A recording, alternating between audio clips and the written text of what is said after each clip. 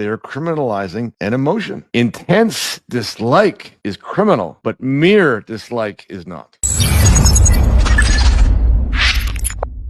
What are the biggest issues with Bill C-9? The first problem is that there's already a problem in the criminal code. Bill C-9 makes things worse, and that is the existing provision that prohibits hate speech, 319 subsection 2. Everyone who, by communicating statements other than in private conversation, willfully promotes hatred against any identifiable group is guilty of an offense. But what is not in there right now in the criminal code is a definition of what hatred is. And that's one of the things that Bill C-9 is providing. Hatred means the emotion that involves detestation or vilification and that is stronger than disdain or dislike. The emotion that involves detestation is now prohibited, but the emotion that is mere dislike is not prohibited.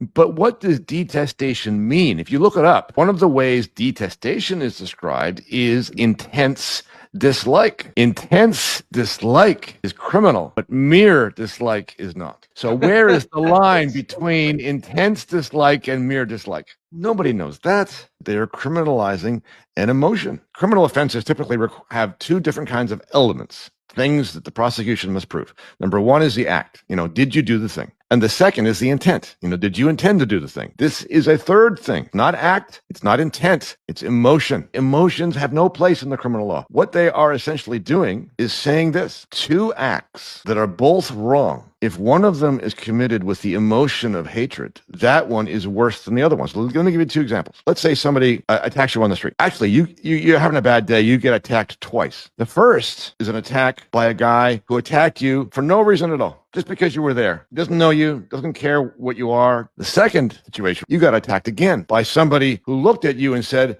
I don't like the look of his face, or I don't like the color of his face, or I don't like his background, and so I'm going to attack him. In both situations, the attacker harmed you to an equal extent. Question: which of those two offenses is worse? It should be both equal, right? Because the act was the same in both cases. That's my point, but not in the law. The law now says, oh no, if you do it with hatred in your heart, you are a more serious offender than the other guy who couldn't care less. That doesn't make any sense. There's some others with the idea of, hatred against identifiable groups. And that's because it doesn't really apply to everyone. If someone were to attack me or my son, my 17-year-old son, who's a white guy, said, white devil or whatever, or clearly motivated by that, they would not be charged with a hate crime. You're exactly right. This is a means by which to establish two-tier justice. It is a tool in the hands of the state to decide who they prefer to be lenient on and who to prosecute to the nines.